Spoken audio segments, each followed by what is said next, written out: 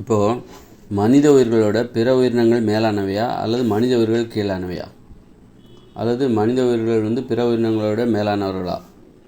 இப்போ பிற உயிரினங்களையும் மனித உயிர்களையும் ஒப்பிட்டு பார்த்து யார் மேலான உயிரினங்கள் அப்படின்னு கேட்டாக்கா, நான் சொல்லுவேன் பிற உயிரினங்கள் தான் மேலானவை அப்படின்னு சொல்லுவேன். எப்படின்னா, இப்போ ஒருத்தர் நோய்வாய்ப்பட்டிருக்கார், இன்னொருத்தர் ஆரோக்கியமாக இருக்கிறார். இவங்க ரெண்டு விதத்தில் யார் சிறந்தவர்னு நீங்கள் சொல்வீங்க? யார் சிறந்தவர் அப்படின்னா, இந்த ஆரோக்கியமாக இருக்கிறாங்க பாருங்கள், அவங்கள தானே நீங்கள் சிறந்தவர்னு சொல்லுவீங்க. சிறந்த ஒரு உடலை சிறந்த ஒரு உயிராக சொல்வீங்க. நோய்வாய்ப்பட்டவரையா சிறந்தவர் என்று சொல்வீர்கள்? நோய்வாய்ப்பட்டு நோய்களோடு அவதிப்படுகிறவரை சிறந்தவர் என்று சொல்வீர்களா, அல்லது நோய் எதுவும் இல்லாமல் ஆரோக்கியமாக இருப்பவரை பற்றி, ஆரோக்கியமாக நல்ல மகிழ்ச்சியாக வாழ்கிறவரை பற்றி நீங்கள் சிறந்தவர் என்று சொல்வீர்களா? அப்போ இதில் யாரை நீங்கள் சிறந்தவர் சொல்வீங்க? கண்டிப்பாக ஆரோக்கியமாக இருக்கிறவர் தான் நீங்கள் சிறந்தவர் சொல்வீங்க, அப்படி தானே? அப்படி பார்த்தா பிற உயிரினங்கள் ஆரோக்கியமானவை, நோய்களே கிடையாது. பிற உயிரினங்களுக்கு நோய்களே கிடையாது. ஆனால் மனித உயிர்கள் நோய்களால் அவதிப்படுகிறவர்கள், அதாவது மனம் எனும் நோயால் பாதிக்கப்பட்டவர்கள் தான் மனித உயிர்கள். அப்புறம் வேறு நோய்களாலும் பாதிக்கப்பட்டிருக்காங்க. அடிப்படையில் எல்லாருமே உலகத்தில் எல்லா மனித உயிர்களுமே மனம் எனும் நோயால் பாதிக்கப்பட்டிருக்காங்க.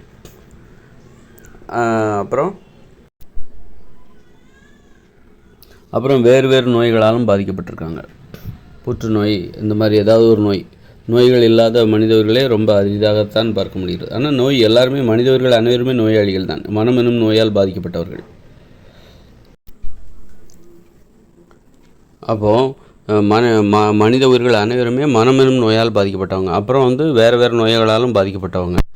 ஆனால் பிற உயிரினங்கள் பார்த்திங்கன்னா எந்த நோயுமே கிடையாது. அவைகளுக்கு உடலில் நோய் எதிர்ப்பு சக்தி அதிகம்.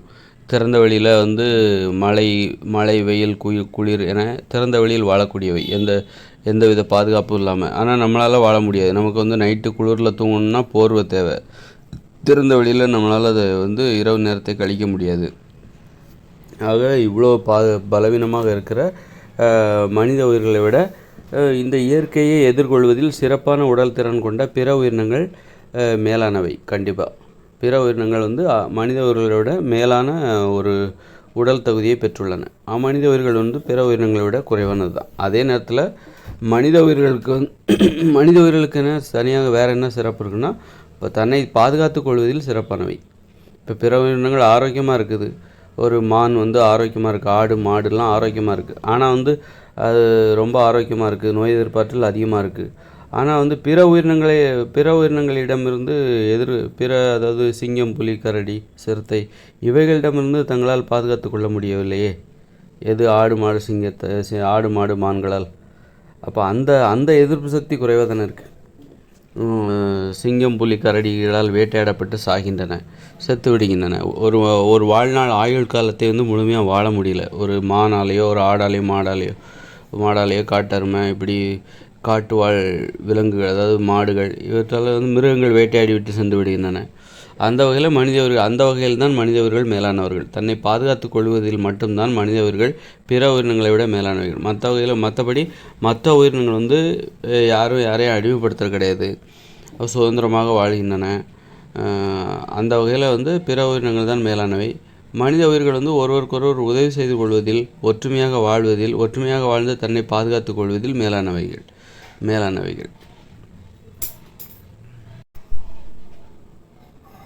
மேலும் இந்த பூமியவே மனித உயிர்கள் தனது வசமாக்கி கொண்டன. பிற உயிரினங்களை எல்லாம் வெற்றி கொண்டு மனித உயிர்கள் தங்களை மனித உயிர்கள் இந்த பூமியை தங்களின் வசமாக்கி கொண்டன. அந்த வகையில் மனித உயிர்கள் மேலானவைகள். உடல் தகுதியை அடிப்படையில் மட்டும்தான், மற்றும் உணர்வு, சுதந்திரமாக வாழ்வதில், இது ரெண்டும் தான் பிற உயிரினங்கள் மனித உயிர்களோட மேலானவைகளாக இருக்கின்றன. அப்புறம் பிறருக்கு உதவி செய்கிறோம், உதவியாக இருக்கிறோம், குடும்பமாக வாழ்கிறோம், உறவினர் நண்பர்கள்னு ஒற்றுமையாக வாழ்கிறோம். ஒற்றுமை அந்த அளவில் மனித உயிர்கள் பிற உயிரினங்களை விட உயர்வானவர்கள் தான். இப்போ ஒரு காட்டெருமை கூட்டம் போதுன்னு வைங்களேன். ஒரு காட்டெருமையை ஒரு சிங்கம் வேட்டையாடுதுன்னா மற்ற காட்டெருமையால் ஒன்றும் பண்ண முடியல, அது மாதிரி வேடிக்கை தான் பார்க்குது. ஆனால் ஒரு மனுஷங்களுக்கு ஒன்றுன்னா எல்லோரும் ஒன்று கூடி மனுஷங்க பாதுகாப்பாக இருப்பாங்க. அது ஒரு மான் ஒரு சிங்கம், புலி வேட்டையாடுதுன்னு வச்சுக்கோங்க, மற்ற மான்லாம் ஓடிடும். எல்லா மானும் ஒன்று சேர்ந்து தன்னை வேட்டையாட வருகிற புலியை எதிர்த்து போராடுவதில்லை, போராடி பிற மான்களுக்கு பாதுகாப்பு தருவதில்லை. வேறு வழியில் அது இயலாமையால் வேடிக்கை தான் பார்க்குது. அந்த வகையில் மனுஷங்க பிறருக்கு உதவியாக இருப்பது, தன்னை பாதுகாத்தால் மட்டும் போதாது, தன்னை சார்ந்தவர்களையும் பாதுகாப்பதில் மனுஷங்க பிறருக்கு உதவியாக இருக்காங்க. அந்த பண்புகளில் மேன்மையானவர்களாக மனித உயிர்கள் இருக்கிறார்கள். பண்புகளில், ஒற்றுமையில், அன்பு பாசத்தை செலுத்துவதில், பக்கத்தில் இருந்து பார்த்துக்கிறது, பிறருக்கு துயரம் என்றால் வருந்துவது, அழுவது, பிறரை மகிழ்ச்சியாக வைத்திருக்க வேண்டும் என்கிற நோக்கத்தில், பிறரை சிரிக்க வைக்க வேண்டும் என்கிற நோக்கத்தில், இந்த நோக்கத்திலெல்லாம் அந்த பண்புகளில் மனித உயிர்கள் பெரியவர்களாக இருக்கிறார்கள், மேன்மையானவர்களாக பிற உயிரினங்களை காட்டிலும்.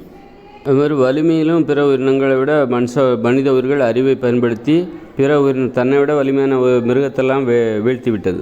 அந்த வகையில் வலிமையிலும் பிற உயிரினங்களோட மனித உயிர்கள் மேன்மையானவர்களாகத்தான் இருக்கிறார்கள்.